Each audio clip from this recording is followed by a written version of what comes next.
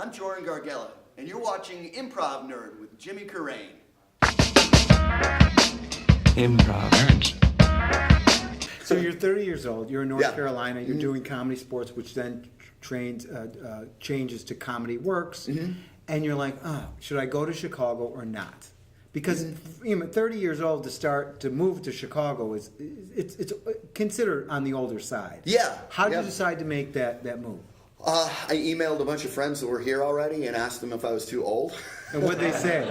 No, not at all. Absolutely, you should do this. It was, and they were right. I mean, and that's a conversation that I have with folks all the time now, in their 30s or, late 20s or whatever, where they're worried about being too old. And it's kind of like, well, you're still alive.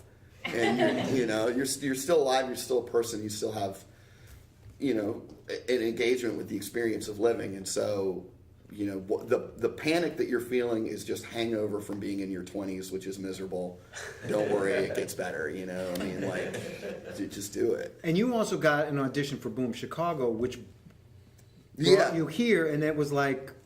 That helped. I mean, that really helped. In what way? Well, it was, there is that question of like, oh, well, I mean, maybe I've missed my window, or maybe I am too old.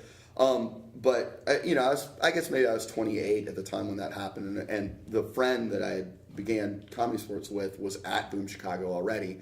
I had like a job situation that seemed like it was in flux, and he said, well, why don't you audition for Boom? If it works out, then you don't have to worry about getting another job. And I was like, yeah, what the hell, I will. So I flew up to Chicago.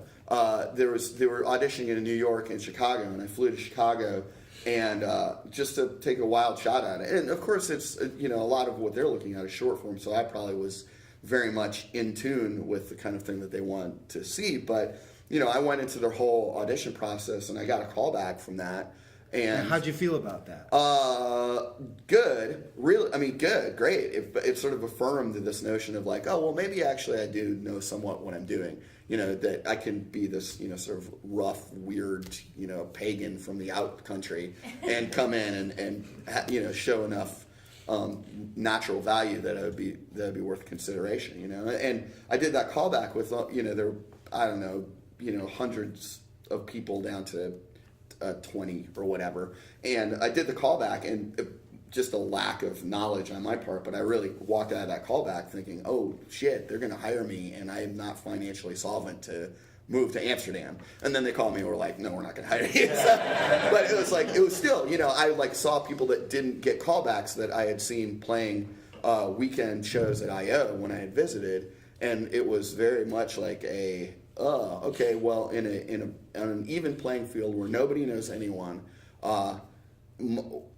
me in a relatively untrained state for what I want to be doing could stand shoulder to shoulder with those folks, And in my callback, I was in a callback with Steve Waltine. I don't know if he remembers that, but I felt very awkward about it when I moved here, and he was a big wheel, and I was like, oh yeah, I was in that callback with you, and neither of us got it.